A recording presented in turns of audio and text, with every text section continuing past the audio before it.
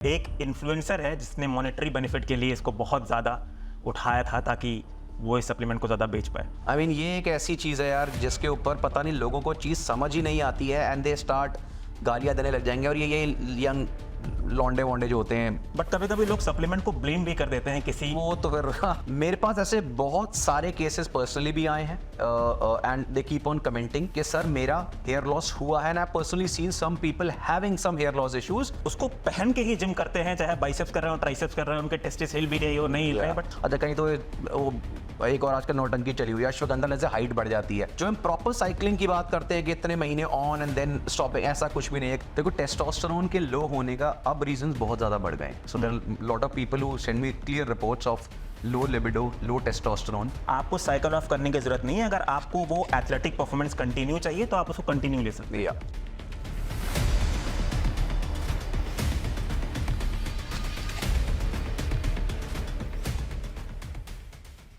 So guys, जैसा हम लोगों ने पहले भी देखा कि YouTube पे जब आप रिसर्च करते हैं, नॉलेज देते हैं, तो ओपिनियंस डिफर कर सकती हैं और हमें इन ओपिनियंस की रिस्पेक्ट करनी चाहिए। इसलिए इस पॉडकास्ट में एक बड़ी अमेजिंग सी क्विज करने जा रहे हैं जिसमें हम बहुत रैपिड फायर क्वेश्चंस पूछेंगे और उसमें सिर्फ हम येस और नो आपको दिखाएंगे कि क्या ये हमारे ओपिनियन में सही है या गलत है। तो चलिए स्टार्ट करते हैं। आई थिंक टर्कीस्ट्रॉन कोई टेस्टोस्टेरोन बूस्ट नहीं करता नहीं। और रिसर्च में ये प्रूवन है। एक इन्फ्लुएंसर है जिसने मॉनेटरी बेनिफिट के लिए इसको बहुत ज़्यादा उठाया था ताकि वो इस सप्लीमेंट को ज़्यादा बेच पाए। Okay, but no, it has no research, nothing, बिल्कुल भी नहीं, कुछ भी नहीं।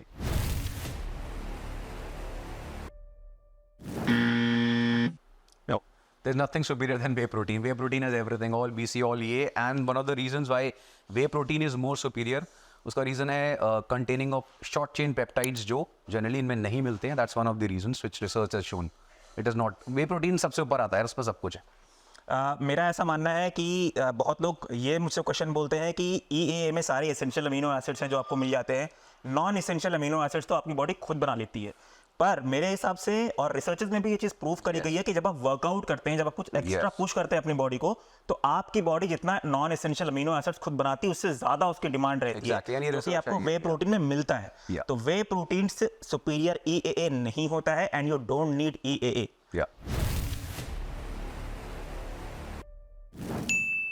एब्सोल्युटली। क्रेटिन किसी भी टाइम पे लिया जा सकता है, though it has no direct link to fat loss. लेकिन जिसको ये लगता है कि भाई फैट लॉस के समय क्रेटिन नहीं लेना चाहिए और उसकी मिथ भी यही है कि उनको लगता है वाटर स्टोर करता है ऑल दैट, ऐसा बिल्कुल भी नहीं है। आई टोल्ड यू पहले भी, creatine stores water in your muscles, it's a localized water retention. उससे आपके फैट लॉस पे कोई हिंड्रेंस नहीं आता और फैट लॉस के समय क्रेटिन बिल्कुल ले सकते हो। मुझे लगता है कि अगर आप फैट लॉस कर रहे हैं तो इसका ये मतलब नहीं है कि आप सिर्फ कार्डियो कर रहे हैं, आप रेजिस्टेंस ट्रेनिंग भी कर रहे हैं, आपको वेट्स भी उठाना है। और क्रिएटिन आपको फैट लॉस में इनफैक्ट और हेल्प करेगा, क्योंकि बहुत सारे लोग ये कॉन्सेप्ट फॉलो करते हैं कि कैलोरी डेफिसिट में रहना है। तो उस कंडीशन में भी आपको क्रिएटिन थोड़ा बहुत एक्स्ट्रा बूस्ट करता है and then it's good for your brain also. So exactly आप स्ट्रेंथ तो देगा ही, स्ट्रेंथ तो देगा ही and then it's good for brain also.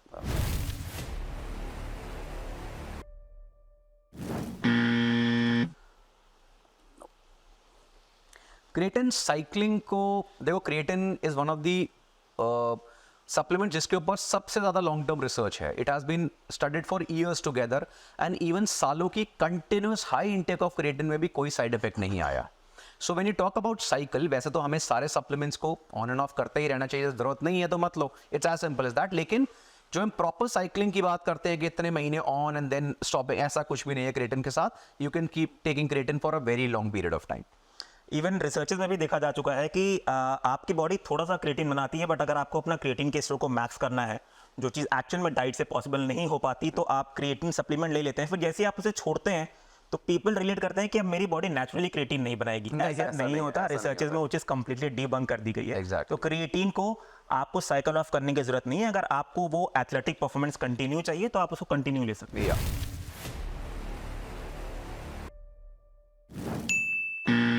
Well चलो, पहला ऐसा क्वेश्चन मेरा और अक्षय जी का ओपिनियन डिफरेंट है। एक्चुअली मेरे पास इसमें मुझे दोनों दिखाने चाहिए।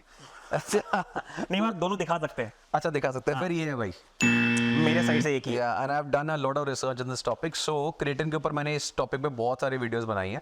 there's only one study which is actually shown creatine से hair loss हुआ है, बड़ी पुरानी study है। रग्बी प्लेयर वाली। हाँ, उसके subsequently जितनी भी studies आई हैं उनमें कोई hair loss नहीं देखा गया। However, मेरे पास ऐसे बहुत सारे केसेस पर्सनली भी आए हैं and they keep on commenting कि सर मेरा हेयर लॉस हुआ है, and I personally seen some people having some hair loss issues. Rare cases होता है लेकिन होते हैं। सो इसलिए मैं ये डिनाई नहीं कर सकता, may be the studies need to be done more long term for checking this particular problem, लेकिन I have seen certain cases. So I always tell कि अगर क्रेटिन लेने से आपका हेयर लॉस नॉर्मल केसेस में होता नहीं है, लेकिन जिसका हो रहा है उसका एक्सेलरेट होने के चांसेस लोगों ने देखे हैं, भाई मेरा हो रहा है तो देन आई टेल अगर आपको लगता है एक्सेलरेट हुआ है then you need to stop taking creatine.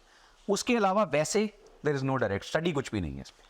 But बहुत लोगों को जो रिसर्च से वहम आया है कि इस रिसर्च में क्योंकि रग्बी प्लेयर्स को जिनको क्रेटिन दिया गया था उनके DHT लेवल्स बढ़ गए थे इसलिए हेयर लॉस हुआ। नहीं, वो तो मैं बता दूं कि वो सीरम DHT लेवल बढ़ा था, हेयर फॉलिकल DHT लेवल नहीं बढ़ा। सेकेंडली वो जितना भी बढ़ा था वो हेल्दी रेंज के अंदर था।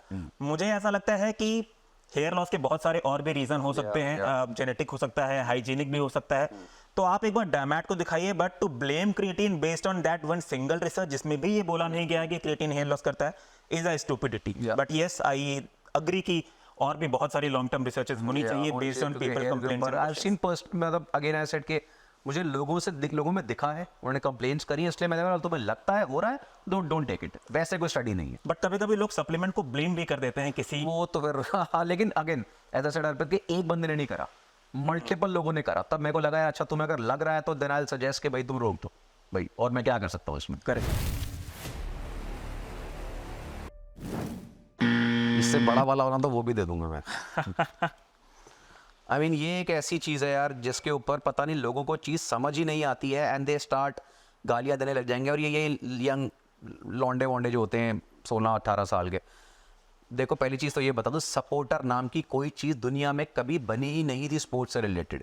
अगर उसकी हिस्ट्री पढ़ो, जॉक स्ट्रैप बना था जो ब्रिटेन में साइक्लिस्ट को दिया जाता था, क्योंकि जब वो जो रोड्स होती थी वो पेबल्स वाली रोड्स होती थी, पत्थरों वाली, उस पर चलते थे तो उनकी साइकिल सीट से हिट करते थे टेस्टीज, उनके लिए सपोर्टर बना था।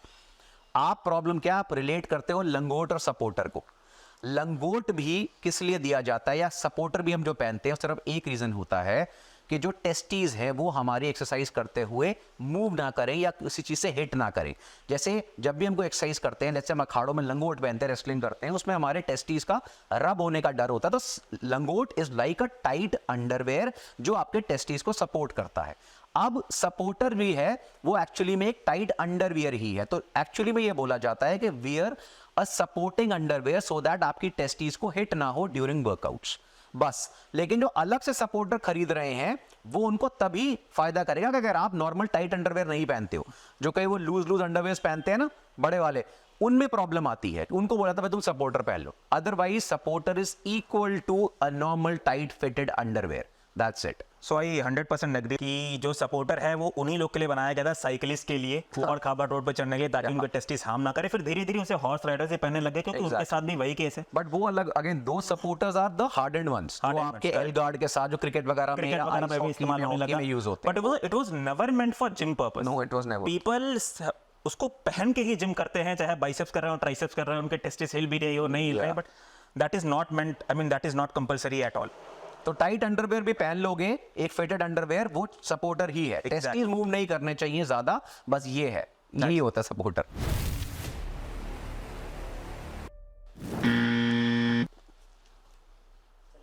नहीं, उल्टा है। ओके, या okay, so why you are in favour of testosterone boosters? देखो टेस्टोस्टेरोन के लो होने का अब रीजंस बहुत ज्यादा बढ़ गए। So there are lot of people who send me clear reports of low libido, low testosterone, right? And that is the reason that testosterone replacement therapy बहुत early ages में अब start हो रही है adulthood में, post 40s lot of people are taking TRTs because test levels are dipping at a much faster rate, right?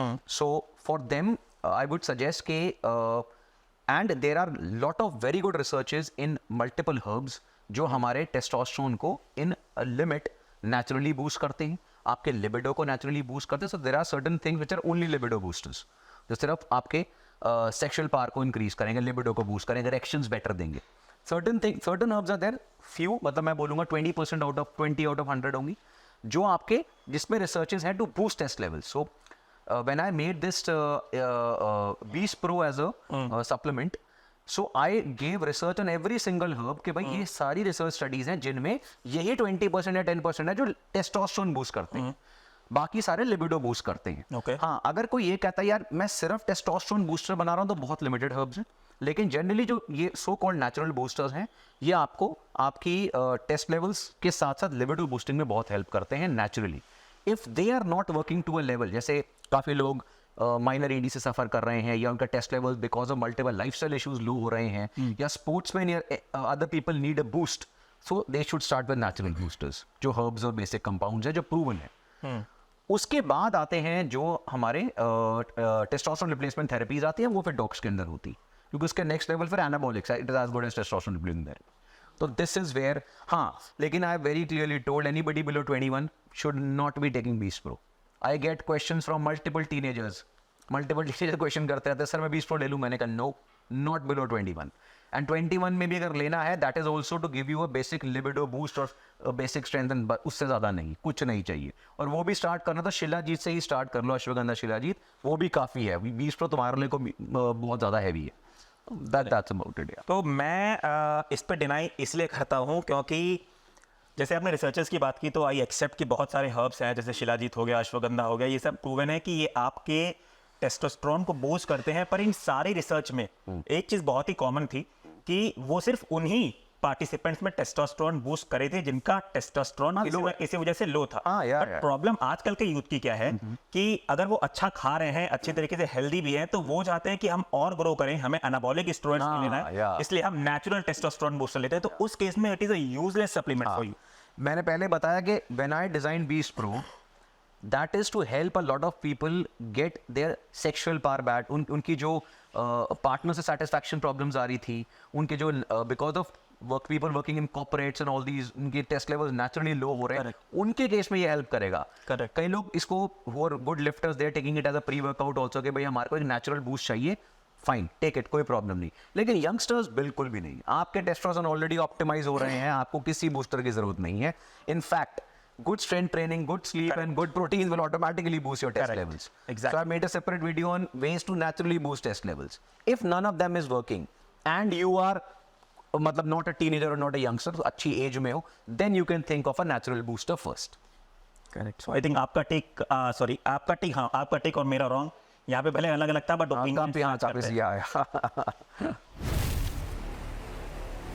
I think उसकी बात कर ही ली है. Yeah, but ashwagandha is not a test booster. एक ये बहुत गलत फहमी है. हम अगर अश्वगंधा को लेते हैं तो अश्वगंधा is not उसका टेस्ट से कोई डायरेक्ट लिंक है ही नहीं. हाँ, इनडायरेक्टली. हाँ, इनडायरेक्टली, क्योंकि ashwagandha comes in the line of a range of herbs called adaptogens. Adaptogens come under nootropics. Adaptogens are basically stress relieving herbs. So one of the major reasons to take ashwagandha, and that's why ashwagandha is told to be taken before sleep, जो सबसे अच्छा effect देता है, is to reduce your natural stress levels. That's the best way. हाँ, ashwagandha complement करता है शिलाजीत को और बाकी चीज़ों को, लेकिन अगर आप ये सोच रहे हो कि अश्वगंधा से डायरेक्टली मैंने टेस्ट बूस्टिंग और इसलिए हो गया कुछ और परफॉर्मेंस बूस्टिंग ऐसा कुछ, अच्छा कहीं तो वो एक और आजकल नौटंकी चली हुई है, अश्वगंधा से हाइट बढ़ जाती है. ओ भाई, वो नहीं बढ़ती हाइट, ठीक है. Arpit is taller than me, is not taking ashwagandha. उसने कोई ऊंट का दूध नहीं पिया हुआ जैसे आजकल क्या आई नो, बिकॉज़ कि मेरे पेरेंट्स लंबे थे इसलिए. Yeah exactly right. So ashwagandha is a adaptogen and anti stress herb, that's it. So I 100% agreed, but मैंने ये क्रॉस वाला इसलिए पकड़ा था क्योंकि अश्वगंधा का डायरेक्टली तो रोल नहीं है टेस्टोस्टेरोन बूस्ट करने में, बट ऐसा बोलते हैं कि अगर आपका कॉर्टिसोल हार्मोन बढ़ जाता है तो आपका टेस्टोस्टेरोन कम हो जाता है. अश्वगंधा जो है आपका कॉर्टिसोल, जो आपका स्ट्रेस है उसे कम करता है. वो हेल्प तो करता है, बट अगेन डायरेक्टली नहीं करता. बहुत सारे इंडिविजुअल्स आजकल वे प्रोटीन में भी ये मिलके आने लग गया. बहुत सारे इंडिविजुअल्स ये सोच के अश्वगंधा लेते हैं कि भाई ये तो ऑटोमेटिकली मेरा टेस्टोस्टेरोन बूस्ट कर देगा and I will get more muscular. उस केस में अश्वगंधा मेरे लिए उस केस में ना है, बट हाँ, स्ट्रेस लेवल में ये आपको हेल्प करेगा. Steam bath has nothing to do with fat loss. Steam bath is a very good activity. आप steam bath definitely is very good for your lungs, very good for your skin, very good for increasing happiness hormones. Proven as studies हैं, but it has nothing to do with fat loss. For God's sake, जब आप steam bath या सोना bath लेते you lose water not fat. Exactly तो 100% मैं agree करता हूँ। यहाँ पे बहुत सारे लोग बोलते हैं कि स्टीम लेने के बाद, स्टीम बाथ लेने के बाद मेरा फैट लॉस होता है। मल्टीपल रिसर्चेस हुई हैं, स्टीम बाथ के बेनिफिट हैं but not related to fat loss. जो हल्का बहुत भी आपका वेट कम हो रहा है, it's just because of the water loss. Weight है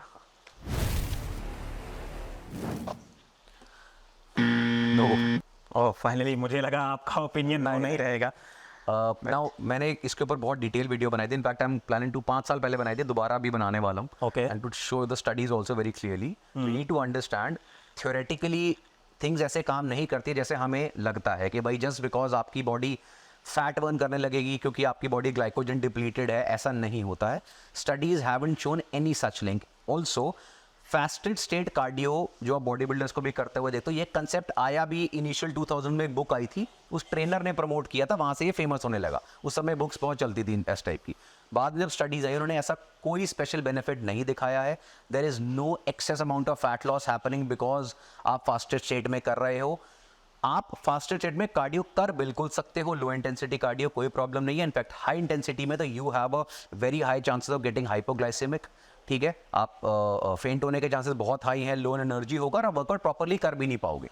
ओवरऑल दिन में कितना आपका इनटेक हो रहा है और फैट लॉस हो रहा है, that is much more important and that is what is valid than fasted state cardio. It does nothing special. Well I totally agree with him. And additionally अगर बहुत सारे लोग रिसर्चर्स के ऊपर आ जाते हैं कि फास्टेड रिसर्च कार्डियो में ज़्यादा फैट लॉस देखा गया है, तो अगर आप लोग रिसर्च को ध्यान से पढ़ेंगे भी तो उसमें साफ साफ ये बताया गया है कि जब एक लंबी स्टडी हुई और पार्टिसिपेंट्स को कंपेयर किया गया तो दोनों के फैट लॉस में कोई भी सिग्निफिकेंट डिफरेंस था ही नहीं। इनफैक्ट जिन लोगों ने फास्टेड स्टेज में ज़्यादा फैट लॉस किया भी था, वो over the day of the time अगर वो दोनों की देखें, जिन्होंने फास्टेड स्टेज में नहीं किया था तो बराबर था। In fact there is a very good study in which they showed के फास्टेड स्टेट में फैट मोबिलाइज तो हो रहा है but there is no excess burn. There is no it is not getting burn, it's getting back stored back. तो RER जो होता है वो बराबर हो जा रहा है पूरे दिन में दोनों ही पार्टिसिपेंट्स के, चाहे आप फास्टेड स्टेज में कर रहे हैं चाहे नहीं कर रहे हैं। Yes. So at the end आपका पूरे दिन का जो है न्यूट्रिशन, एक्सरसाइज, एग्जैक्टली वो मैटर। राइट।